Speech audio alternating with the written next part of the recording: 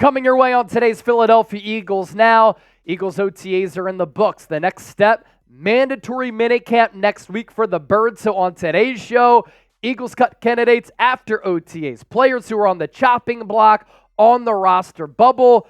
And with that, let's ask you this. Which player in your eyes is in danger of getting cut and not making this 53-man roster? Howie Roseman in this front office has done a great job of building up a really talented football team, so some good players could be left on the outside looking in. James Bradberry, not at OTAs last week, not at OTAs this past week. That's a little bit of an issue, I believe, for his standing on this Eagles roster. And the reasons are obvious for why Bradberry could get cut. In 2023, he played terribly. His lack of tackling effort in the wild card round against the Bucs, I thought was disgusting. The Eagles this year are deep at cornerback. It might be their deepest position on this football team, which is a good problem to have. If Bradberry is on the team, the question becomes, at that salary, how much is he going to play? And if the Eagles do want to cut him, given they're going to have to eat some of that money this year and next year, they have the cap space. Right now, $26 million to afford to take on that dead money. And the big question here, going into week 2 of OTAs, was James Bradberry going to show up? The answer to that question, he did not show up. I get it. It's a voluntary session. But when you're fighting for a roster spot, I would feel as though I need to be there. Now, some takeaways from that Eagles secondary, week 1 of OTAs, Slay, Rodgers, Maddox, your first team corners. With Darius Slay not partaking in week 2 of Eagles OTAs, it was once again Isaiah Rodgers, Keely Ringo, who was not present last week, and then Tyler Scott in the slot with Devontae Maddox, the starting safety, alongside Reed Blankenship, because C.J. Gardner-Johnson was not at week 2 of OTAs. As for the Bradberry contract, a lot of people have asked about this. I'm going to try to simplify it as much as I can. If he were to be cut pre-June 1, which at this point obviously is past us, $15.1 million in dead money. Eagles would have saved $10.8 million in cap savings. Post-June 1 cut, $4.3 million in dead money. The Eagles save no money. The issue with this James Bradberry contract is this. He has a guaranteed option due in 2024 of $9.64 million. So do the Eagles want him on this team? Whether they do or not, still going to have to give him $9.64 million in guaranteed money.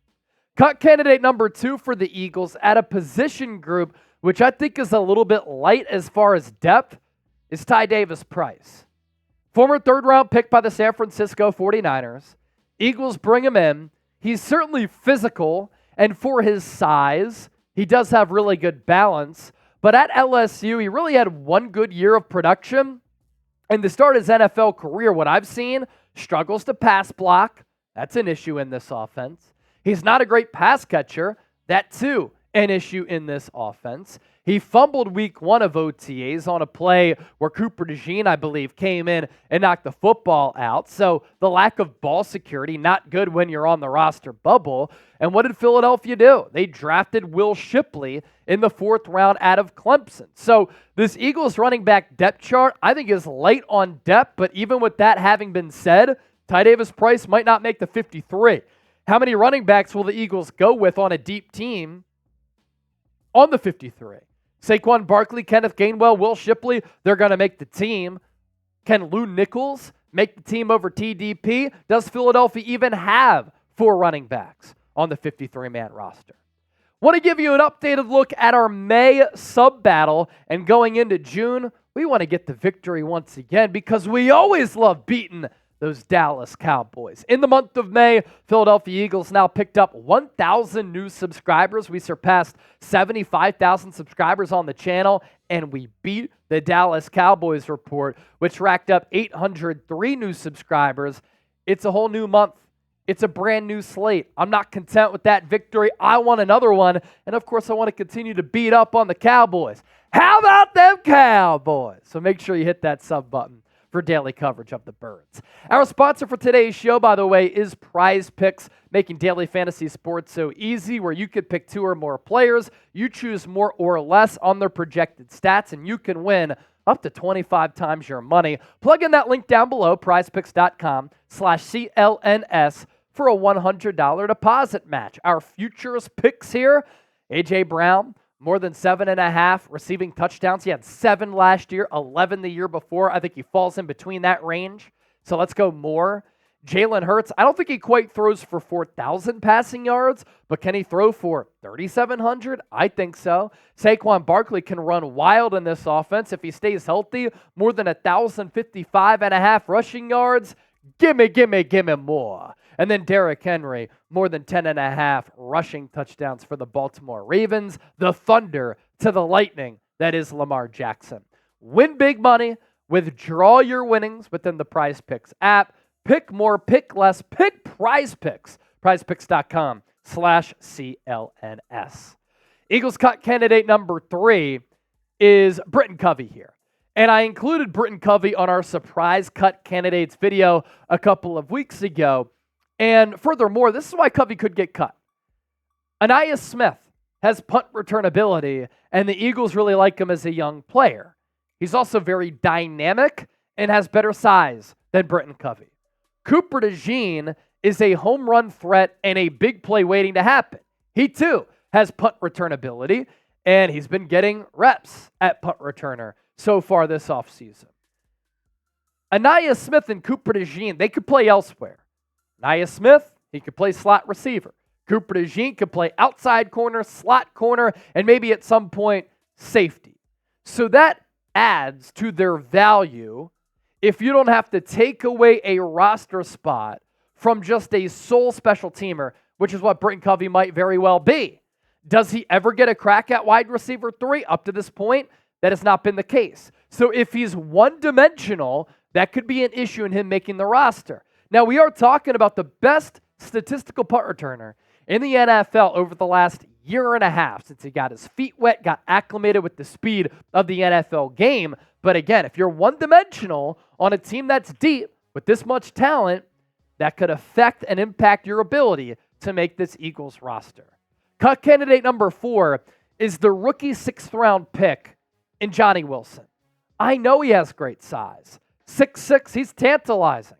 But a 6th-round pick is not a guarantee to make the roster. If he's big and he can't play, you're useless.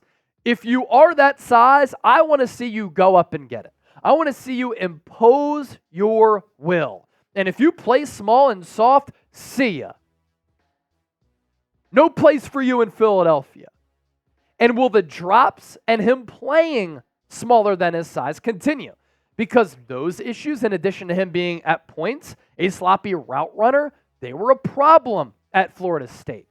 There's also this option. If you do cut him and you're a believer that you can develop him, you can still sign him to the practice squad if he clears waivers. And then cut candidate number 5 is just an overall position here. We've talked about how the Eagles are so deep at the cornerback spot. A young cornerback could get cut. And the cornerback competition in training camp, at mandatory minicamp, it's going to be a fierce one. Because you're loaded at that position. And you're loaded for the first time in a really long time. Darius Slay.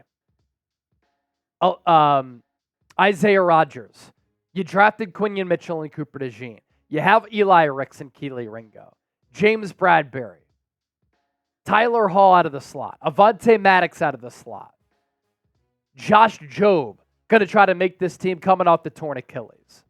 So one of those young corners might get cut just because of the mathematical equation of having to cut down the roster to 53 players. If you enjoyed today's show, Real One roll call. Type it down below. As always, thank you so much for supporting the Eagles Now movement here, and hop on board, join the family here at Chat Sports by subscribing.